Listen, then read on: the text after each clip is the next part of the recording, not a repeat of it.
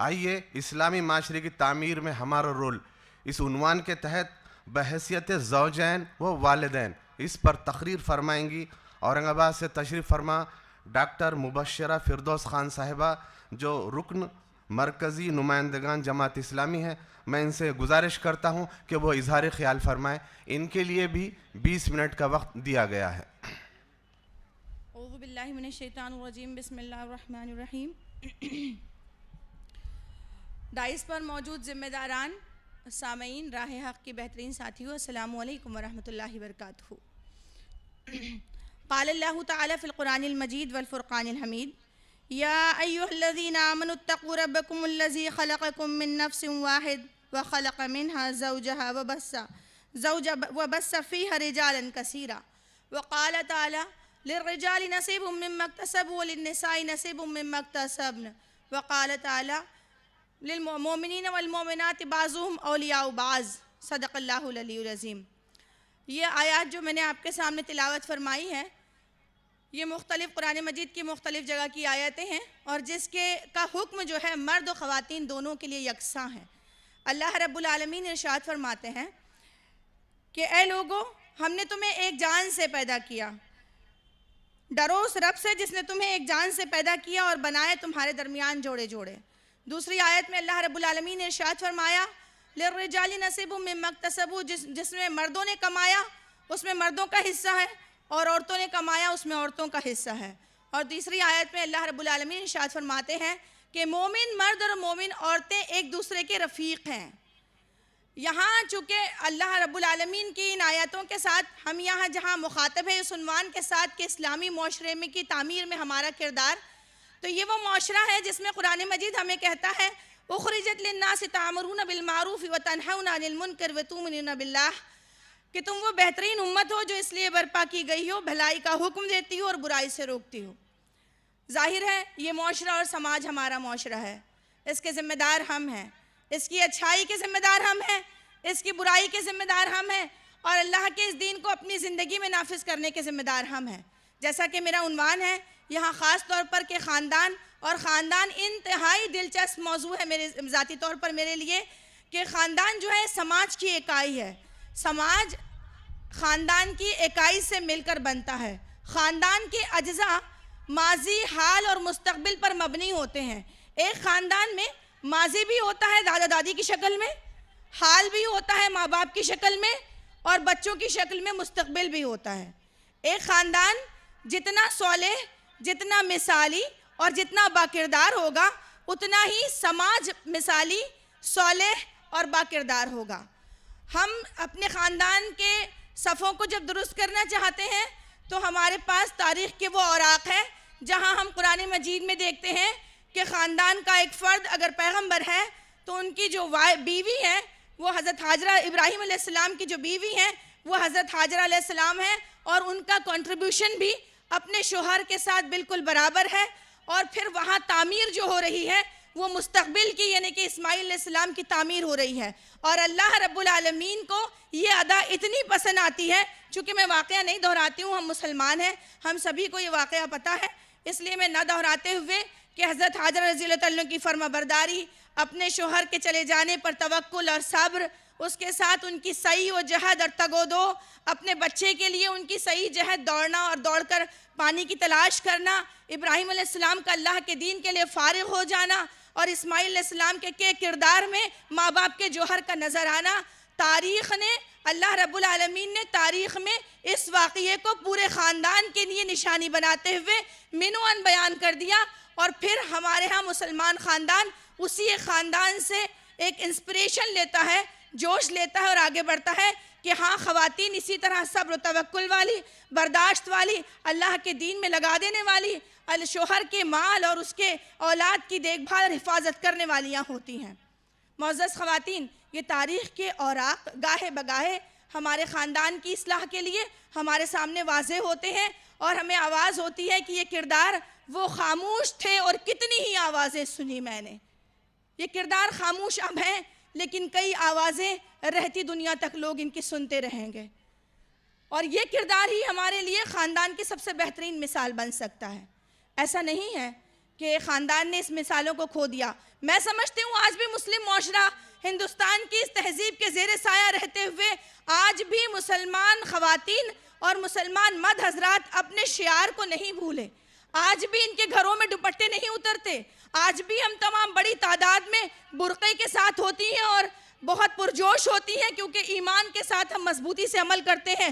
چھوٹے چھوٹے ننھے بچے بھی اسکارف میں نظر آتے ہیں. کیوں؟ کیونکہ ہم یہ جانتے ہیں کہ یہ ہماری تہذیب ہے, ہمارا شعار ہے, اور یہ ایمان کی وجہ سے یہ جز ہمارے اندر آتا ہے کہ ہم جم جاتے ہیں. یہ استقامت, یہ صبر سے جم جانا, یہ توکل اور یہ حالات کے دھارے میں نہ بہنا, یہ ہماری پہچان ہے. لیکن اگر اس کا شیرازہ کہیں منتشر ہوتا ہے اور کہیں ہمارے خاندان پر کوئی حرف آتا ہے یا اقدار گرنے لگتی ہیں تو ہمارے درمیان کے مصلحین ہمیں تشدید کرواتے ہیں, بار بار یاد دلاتے ہیں.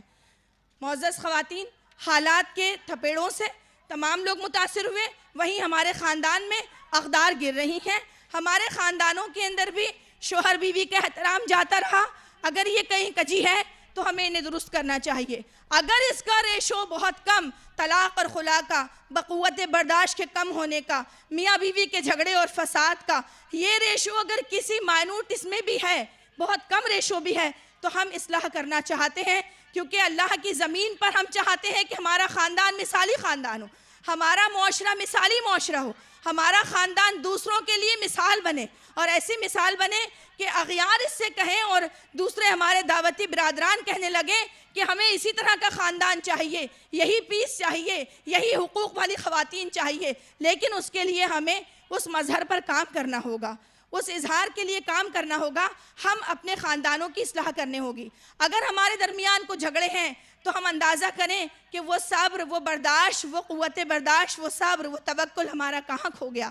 ہماری نانی دادیاں جو بیٹیوں کو شادی ہونے سے پہلے سکھا دیا کرتی تھیں کہ بیٹا جس گھر میں آپ جا رہی ہیں وہاں جوڑ کر رکھیں, ان کو مضبوط بنا کر رکھیں. کیا ہوا وہ بہووں کا کردار جنہوں نے ساسوں کا احترام ختم کر دیا؟ کیا ہوا وہ کردار جہاں میاں بیوی ایک دوسرے پر دہاڑنے لگے, ایک دوسرے پر چلانے لگے, بیویاں اپنے شوہر کو پیچھے برائی کرنے لگیں؟ اس کردار کو ہم کو اگر اصلاح کرنا چاہتے ہیں تو ہمیں چاہیے کہ ہم صحابیات کے اس کردار کو دوبارہ زندہ کریں. آج میں ذرا پوچھوں کہ کتنی خواتین ایسی ہیں جو کہانیوں میں صحابیات کے کردار کو اپنے بچوں کو سناتی ہیں, تو میرا نہیں خیال کہ ایک بھی ہاتھ اٹھے, کیونکہ ہم نہیں سناتے ہیں. ہم نے ان تربیت گاہوں کو اپنی گودوں سے ختم کر دیا اور اسکول کی دہلیز پر پہنچا دیا, اور ہم مطمئن ہیں. ہم اس بات سے بھی کھو چکے ہیں, اس احترام سے بھی, کہ میاں اور بیوی آپس میں ایک دوسرے کا مضبوط رشتہ ہوتا ہے. میاں اور بیوی کا ان رشتوں کو ہم میکے کے دہلیز پر جا کر پامال کرتے ہیں. شوہر کی شکایتیں بہت بڑی تعداد میں کی جاتی ہیں. شوہر بیویوں کا احترام نہیں کرتے, بلکہ میں یہ تو کہوں کہ کھل کر تعریف تک نہیں کر سکتے. میں ایک اسٹوری پڑھ رہی تھی اخوان خاتون کی, نام ہے اسما. وہ کہتی ہیں میرے شوہر ہمیشہ مجھ سے کھل کر اظہار کرتے تھے اور کہتے تھے کہ تم اچھا کھانا بناتی ہو. پھر وہ کہتے ہیں وہ اکثر کہا کرتے تھے کہ بالکنی کا لائٹ ہمیشہ کھلا رکھنا, کیونکہ مجھے محسوس ہوتا ہے جیسے گویا کہ تم انتظار کر رہی ہو. کہتی ہے یہ الفاظ میرے کان پر آج, اقبال کو شہید ہوئے 5 سال ہو گئے, اس شہادت کے بعد بھی آج میں اپنی بالکنی کا لائٹ کھلا رکھتی ہوں اور ڈائننگ ٹیبل پر 2 پلیٹیں لگاتی ہوں, گویا کہ وہ میرے ساتھ کھا رہے ہیں. آپ کے اظہار میں اتنی مضبوطی ہوتی ہے اور اظہار میں اتنا جوڑنے والی ہوتی ہے. آپس میں تعلقات نہیں جڑتے, بڑے روایتی تعلقات بن جاتے ہیں. بیوی شوہر کی تعریف نہیں کرتی, بیوی کی سجاوٹ شادیوں کے لیے ہوتی ہیں, شادیوں کے گہوارے کے لیے ہوتی ہیں. وہ خوشبو لگاتی ہیں, کپڑے پہنتی ہیں, صرف شادیوں اور محفلوں کے لیے, اپنے شوہر کے لیے تیار نہیں ہوتی. وہ اپنے شوہر کبھی تعریف نہیں کرتے بیوی کی کہ یاد کریں. ایک ایسی محفل میں جب میں پری میرج پوسٹ میرج کاؤنسلنگ پر تھی تو میں نے پوچھا کہ کوئی خاتون یاد کر کے بتائے کہ اس کے شوہر نے کون سے الفاظ میں اس کی تعریف کی ہے. یقین کریں 2-3 خواتین کے سوا کوئی الفاظ نہیں تھے ان کے پاس. تو ہمارے پاس یہ کھل کر تعریف نہ کرنے کا جو رجحان ہے, یہ تعلقات کو مضبوط نہیں بناتا, تعلقات کو مضبوط نہیں جوڑتا. انسان روبوٹ نہیں ہے, انسان جیتا جاگتا وجود ہے. انسان کے اندر کے اعضاء و جوارے, مولانا مودودی اللہ الرحمٰن نے لکھا ہے کہ یہ اعضاء و جوارے, ہماری آنکھیں, ہمارا دل, ہمارے سوچنے والا دماغ, یہ اللہ رب العالمین کا فرما بردار ہے. ہماری زبان سے اگر ہم کسی شخص کو جھوٹ بول رہے ہوں تو ہماری آنکھ جو ہے ہمارا ساتھ نہیں دیتی ہے. بالکل ہماری آنکھ کہہ رہی ہوتی ہے شخص جھوٹ بول رہا ہے. بچہ اگر جھوٹ بول دے تو کہتا ہے کہ بچہ صاف واضح ہوتا ہے کہ بچہ جھوٹ بول رہا ہے. یعنی اعضا و جوارح ہمارے اندرون کے مسلمان ہیں. جب کوئی خاتون اپنے شوہر کے لیے خاص طور پر اور شوہر بیوی کے لیے آپس میں ایک دوسرے کی تسکین کے لیے جب ایک دوسرے سے گفتگو کرتے ہیں, مشاورت کرتے ہیں, اہمیت دیتے ہیں, ان کو ایک دوسرے کے ساتھ صلاح کاری کرتے ہیں, تو اللہ رب العالمین کی رحمتیں ہوتی ہیں. اور یہی وہ چیز ہے جو آپ کا مستقبل سیکھ رہا ہوتا ہے, جہاں بزرگوں کا احترام کیا جاتا ہے. والدین جو ہوتے ہیں وہ ماضی ہیں, وہ آپ کو یہ بتا رہے ہیں کہ انہوں نے ایک زندگی گزار لی ہے, ان کی زندگی کا ڈسپلین. اور واقعی ایسا ہے کہ ہمارے بزرگ انتہائی کارآمد اور انتہائی عظیم ہوتے ہیں. ان بزرگوں کے حوالے کیجئے کہ یہ اپنے مستقبل کو مکتب پڑھائیں, ان کے حوالے کیجئے کہ یہ اپنے جو مستقبل ہے یعنی کہ بچے وہ ان کا احترام کریں, دادی کا احترام کیا جائے, اس کی کوئی چغلی کسی بچے کے سامنے نہ کی جائے, کوئی چغلی نہ کی جائے. کیا یہ واقعی اہتمام ہوتا ہے؟ تھوڑی دیر کے لیے آنکھ بند کریں اور اپنے آپ سے پوچھیں کہ ہم نے اپنے بچوں کو چغلی کی عادت ماں کی حیثیت سے خود ڈالی ہے. دادی کے مزاج کی بات کرتے ہوئے یا کبھی کسی نانی کے گھر میں بیٹھ کر چغلی کھاتے ہوئے ہم نے اپنے بچوں کو خود اس دہلیز پر پہنچایا. اب ہم پریشان ہیں, اس نسل سے پریشان ہیں جو موبائل ہاتھ میں لے کر پیر پر پیر رکھے ہوئے بڑوں کے احترام سے آ رہی ہے. ہم اس نسل پریشان ہیں کہ ہماری بچیاں چیٹنگ میں نہ جانے کس سے کر رہی ہیں, کیونکہ جو 7 سال کی عمر ہے وہ عمر دراصل ہمارے اپنے بچوں کے اپنے کنٹرول کی.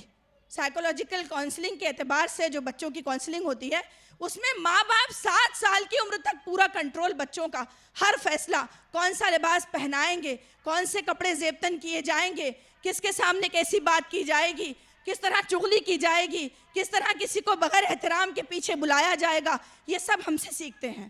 پھر اس کے بعد جب یہ نسل ہاتھ سے نکل جاتی ہے اور وہ سیکھی ہوئی چیزوں کو معاشرے میں اپلائی کرنے لگتی ہے, اس وقت ہم پریشان ہوتے ہیں کہ فلاں کی بچی دیکھو وہ کتنی سلجھی ہوئی ہے اور ہماری بچی نہیں ہے. ہم تقابل کرنے لگتے ہیں. تو معزز خواتین, ہم اپنے کردار کو اپنے گھر کی دہلیز پر رکھتے ہوئے یہ سوچیں کہ ہمارے گھر میں پلنے والے یہ بچے نہیں ہیں, اللہ کی امانت ہے اور معاشرے, صالح معاشرے کے بہت بڑے ذمہ دار ہیں.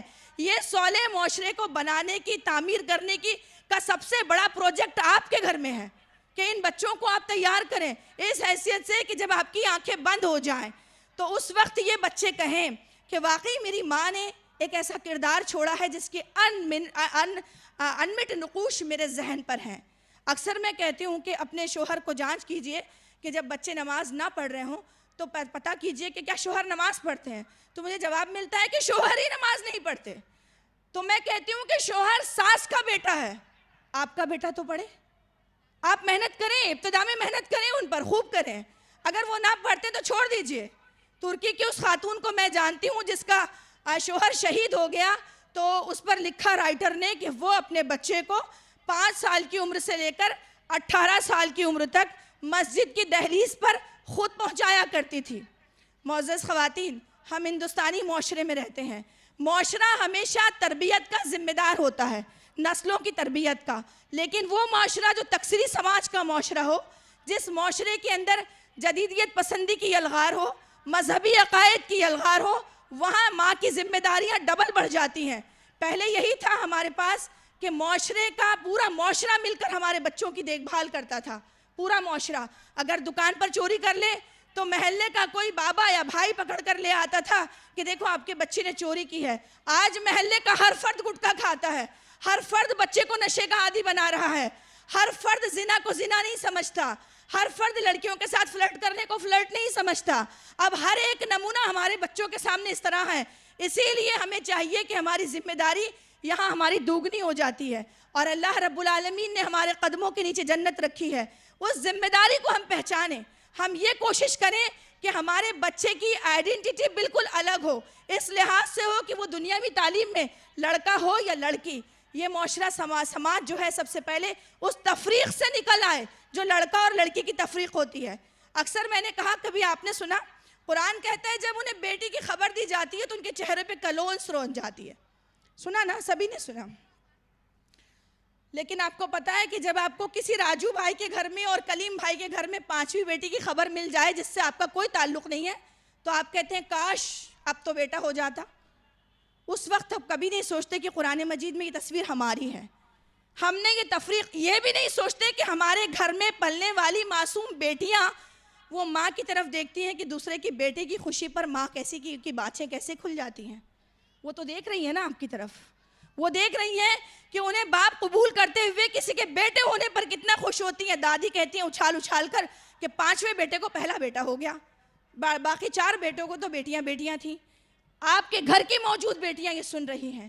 یہیں سے ہم ابتدا کرتے ہیں بچوں کے ذہن میں قرآن مجید کی صریح آیات کے احکامات پر عمل نہ کرنے کی.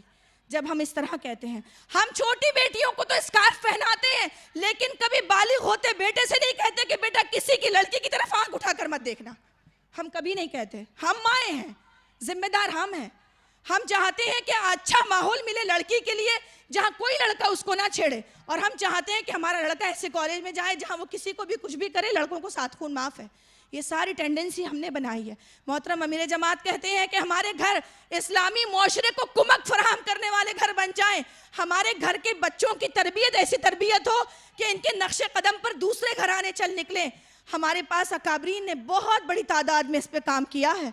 محترم مطلب مائل خیر آبادی کو میں جانتی ہوں کہ مائل خیر آبادی کی بچپن کی کہانیاں پڑھ کر ہی ہم بڑے ہوئے ہیں, جنہوں نے چھوٹی بہو کا کردار پیش کیا. علامہ راشد الخیری کو جانتی ہوں, وہاں انہوں نے سوتیلی ماں کا کردار پیش کرتے ہوئے کہا کہ ایک سوتیلی ماں کو بھی کیسا ہونا چاہیے. آپ جانتی ہیں کہ ہم یہ خواتین ہیں جو واقعی انقلاب برپا کرتی ہیں. میں نے یہ بات کہی تھی کہ آپ کا شوہر اگر نماز نہیں پڑھتا ہے تو سمجھ لیجئے وہ ساس کا بیٹا ہے, آپ کا بیٹا پڑھنا چاہیے. یہ بات میں نے یوں ہی نہیں کہی ہے. وہ خواب آپ کو دیکھنا ہوتا ہے کہ نقش قدم پر نہ چلے. اگر شوہر نماز نہ پڑھتا ہو, گٹکا کھاتا ہو, یا پھر چھوٹی بات پہ برہم ہوتا ہو, تو آپ ماں ہیں, ڈھال بن کر کھڑے ہو جائیں, خبر نہ لگنے دیں. اپنے شوہر سے کہیں کہ وہ یہ سب نہ کریں. اور آپ بہت پاورفل ہیں کہہ سکتی ہیں, کیونکہ آپ ہی تو وہ ہیں جنہوں نے اگر چاہا کہ مارکیٹ میں انتہائی فیشنیبل لباس آ جائے تو مارکیٹ فیشنیبل لباس سے بھر گیا. آپ نے کہا کہ فلاں ڈریس ہماری زندگی کا حصہ بن جائے تو پورا مارکیٹ جو ہے آپ کی فیشن, جویلری اور آپ کے میک اپ سب کے سامان سے بھر گیا. آپ نے کہا شادی کے خرافات چاہیے, اس مرد نے شادی کے سارے خرافات آپ کو لازم کر دیا, لا کر دے دیا. پھر آپ اپنے اسمارٹنیس کو یاد کریں کہ نماز کے لیے, گٹکے کے لیے, حلال کمائی کے لیے, قناعت پسندی کے لیے, صبر کے لیے, چغلی نہ کرنے کے لیے, بچوں کی دیکھ بھال کرنے کے لیے, امانت داری کے ساتھ کرنے کے لیے آپ کیوں محتاج ہیں, آپ کیوں پریشان ہیں؟ آپ بہت اسمارٹ ہیں, اپنے شوہر سے منوا سکتی ہیں. کہیے شادی بیاہ کے خرافات ہمیں نہیں چاہیے, اپنے بچوں کی تعلیم اور تربیت ہمیں چاہیے. آپ کہیے کہ ہم اپنے بچوں کی تربیت کے لیے گھر میں نماز کا ماحول بنائیں گے, چھوٹی چھوٹی مسجدیں بنا لیجئے گھروں میں اور وہاں پر نماز کا ماحول بنائیں. آپ جو چاہیں وہ کر سکتی ہیں. میں خواتین کو ہمیشہ بڑی پاورفل مانتی ہوں, یہ واقعی کر سکتی ہیں. ان کو اپنے اسمارٹنیس کو ریکال کرنا چاہیے کہ واقعی یہ کچھ کر سکتی ہیں اور انہیں کرنا چاہیے. اسی کے ساتھ میں اکثر ایک بات کہتی ہوں کہ ہمارے اندر صالحیت ہو, صلاحیتیں بہت ہوں, لیکن صلاحیت کے ساتھ ہم کبھی نہ بھولیں کہ ہم اللہ رب العالمین کی بندیاں ہیں, اللہ کے حضور پیش ہوں گی. ان آیات کا جو شروع میں آپ سے مخاطب کیا, ان آیات کے مخاطب مرد اور خواتین ہیں. آخری الفاظ یہی ہیں کہ اصلاح معاشرہ کی ذمہ داری مردوں کے ساتھ عورتوں پر بھی ہے, اور اس کی تعمیر میں ہمارا کردار ہمارے گھر سے شروع ہوگا, خاندان سے شروع ہوگا, محلے سے شروع ہوگا, سماج سے شروع ہوگا اور عالم پر پھیل جائے گا. وآخر دعوانا ان الحمدللہ رب العالمین.